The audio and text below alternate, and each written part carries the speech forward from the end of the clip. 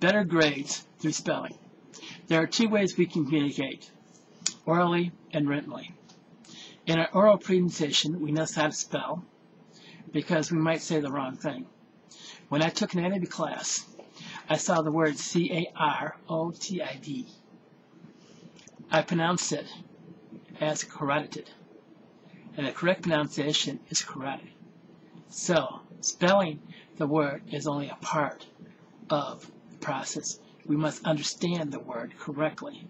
Thus, spelling in our oral communication is important. Can you imagine me going around saying carotid, carotid, everybody's wondering, what is carotid?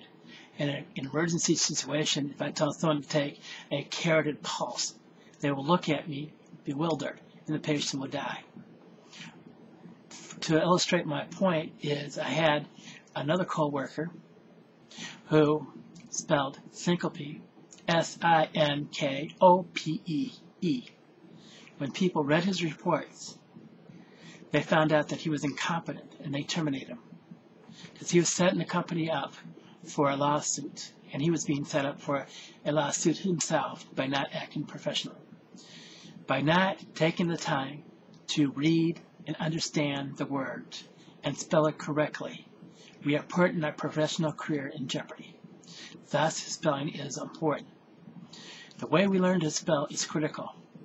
We can write the same words over and over again, but our retention for that spelling of the word will diminish over time from 100% to 80 to 60 to 20 and to 0.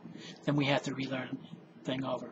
We can also learn how to spell through books from the libraries or bookstore. But this has a disadvantage too.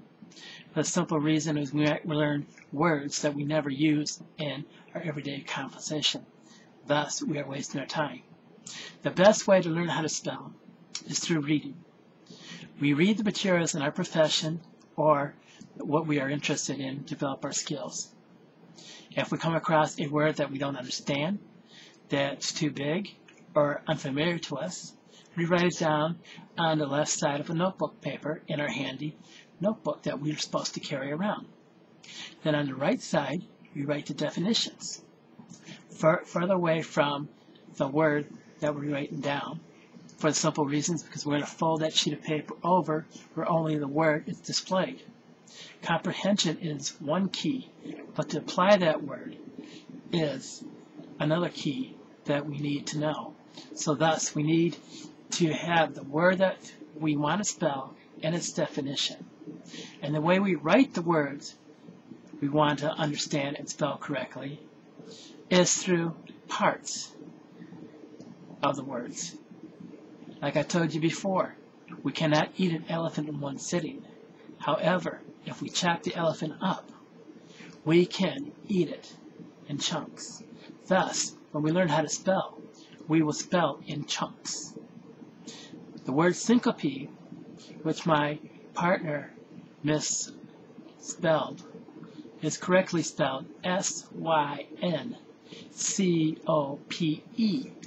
So if you look up in the Thorndike or the Immediate Dictionary, you will look for the word syncope. And this is the way you will see it.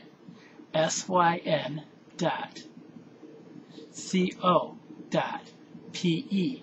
That's why I recommend the Thorndike and the Immediate Dictionary, because they have benefits that will chop everything into small, bite-sized portions.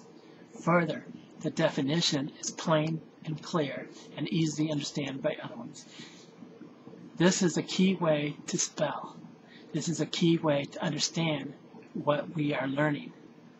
To spell is to understand and comprehend and apply what we want. So if you want to learn how to spell correctly, go get a book, start reading, and keep a notebook of all the words that you don't know, unfamiliar with, or need to know in your life. And that's the way you spell. Thank you for tuning in.